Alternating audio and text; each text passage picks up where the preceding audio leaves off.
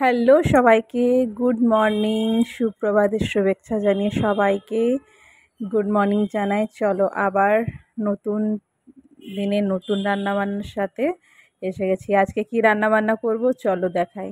এই যে ভাত বসিয়ে দিলাম আগে, আর কাল রাত্রে সব কিছুটাই কেটে কুটে রেখেছিলাম, কেন কি সকালে উঠলে খুবই হড়বড়ি হয়ে যায়। তো এই যে আগে বেটুর খিচুড়ি বসাচ্ছিলাম, একটু ঘিয়ের মধ্যে জিরা ফোড়ন দিয়ে চাল ডাল আর পেঁপে গাজর আলু সব দিয়ে বেটুর খিচুড়ি বসিয়ে দিলাম নুন হলুদ দিয়ে। আর ওদিকে তো দেখলেই গরম জলে কফিগুলোকে ভিজিয়ে রাখলাম, তাতে যা নোংরা আছে সবটাই সরে যাবে। আর এদিকে ভাতটা দেখো, সেই ভাতের গন্ধ, আহা দারুণ দারুণ গন্ধ। ভাত টকবক করে ফুটছিল। আর এদিকে মাছের ঝোল করব বলে মাছগুলোকে নুন হলুদ দিয়ে ম্যারিনেট করছিলাম। আর এরপরে কড়াইতে সর্ষের তেল দিলাম, ভালো করে তেলটাকে গরম করে নিলাম। আর এবারে দিয়ে দেবো সেই মাছগুলোকে ম্যারিনেট করে রেখেছিলাম না, মাছগুলোকে দিয়ে দেবো। দেখো সবগুলোই দিয়ে দিয়েছিলাম, ভালো করে তেলের মধ্যে হয়ে গেছিলো। আর এদিকে একটা পেস্ট রেডি করছিলাম মাছের ঝোলে, যা যে যেরকম পছন্দ করে সে সেরকম মশলা দিয়ে একটা পেস্ট রেডি করব। তো আমি দিলাম ওই একটু জিরে লঙ্কা আদা আর গোলমরিচটা পিসা ছিল, একটু সর্ষে দিলাম, দিয়ে পেস্ট রেডি করলাম। আর এদিকে দেখো সুন্দর করে মাছ ভাজাভাজি চলছে। মাছ ভাজাভাজি হয়ে গেল। এরপরে ওই তেলেই ফুলকপিগুলোকে ভালো করে আবার ধুয়ে নিয়েছিলাম, ফুলকপি আর আলু দিয়ে দিলাম। আর দিয়ে দিলাম এরপর নুন আর হলুদ। আর ভালো করে এবারে ফুলকপি আর আলুগুলোকে ভেজে নেব, লাল লাল করে বেশ ভেজে নেবো। এই দেখো কি সুন্দর লাল লাল করে ভাজাভাজি হচ্ছে, এরম করে ভাজাভাজি হচ্ছে। আর ফুলকপি খেতে কার ভালো লাগে? আমার তো বেশ লাগে ফুলকপি খেতে। ফুলকপি ভাজা ঝোলের আগেই মনে হয় 3-4টা সাটিয়ে দিই। তো যেই হোক, ভাজা টাজা হলো। এরপর ওই তেলেই দিয়ে দিলাম টমেটো আর পেঁয়াজ। টমেটো পেঁয়াজটাকে ভালো করে একটু ভাজলাম, ভেজে টেজে টমেটোগুলোকেও তেলের মধ্যে ম্যাশ করে নিলাম। এরপরে দেখো লাল লাল হয়ে এসছে। তো এই স্টেজে দিয়ে দেবো সেই মশলা করেছিলাম মাছের ঝোলে, সেই মশলা দিয়ে দিলাম, দিয়ে ভালো করে কষাকষির পালা এবারে। আর দেখতেই পাচ্ছ তেল ছেড়ে দিয়েছে মশলার থেকে। তো এভাবে মশলাটাকে ভালো করে কষিয়ে নিলাম, তেল ছেড়ে দিয়েছে যেহেতু। এরপর দিয়ে দেবো জল পরিমাণ মতন, ঝোলের যেরকম যেরকম ঝোল খাবে সেমনি জল দিয়ে দেবো।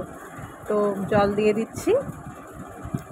আর আজকেও তাড়াহুড়া, ডেলি রান্নাবান্না করতে গেলে তাড়াহুড়া রয়েই থাকে, কখনো কেউ থাকে।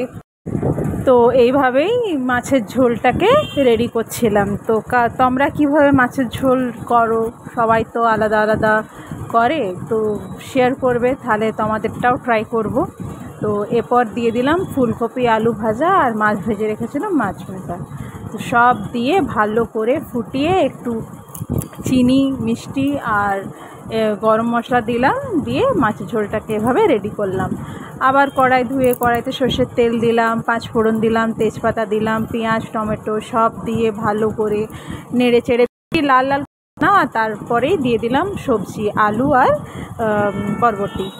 তারপরে সেই নুন হলুদ দিলাম, দিয়ে ভালো করে তরকারিটাকে নাড়াচাড়া করে ঢাকা দিয়ে দিয়েছিলাম।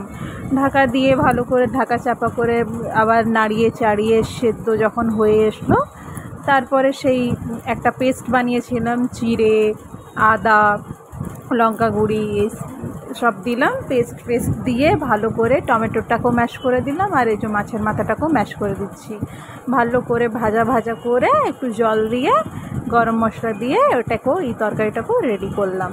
তো এইভাবে দুটো তরকারি রেডি করে নিলাম। আর সালাদও কেটে রেখেছিলাম, এই যে সালাদটাও কেটে রেডি করে রেখেছিলাম।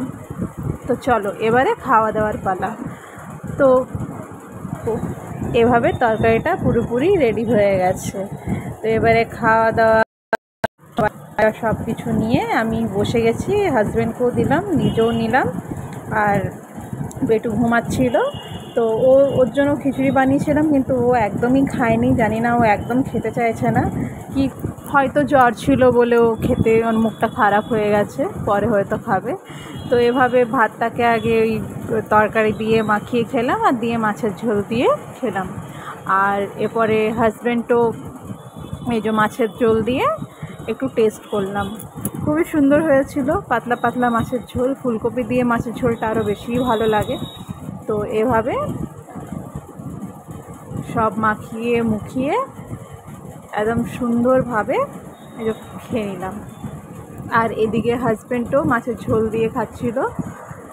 ও তো এত বিজি ছিল কি বলবো, মানে সব সময় ফোন, মানে এতই বিজি। দেখো ঘড়ি দেখছে খাওয়ার মাঝে, কি আবার কখন বেরোবো। চলো আজকের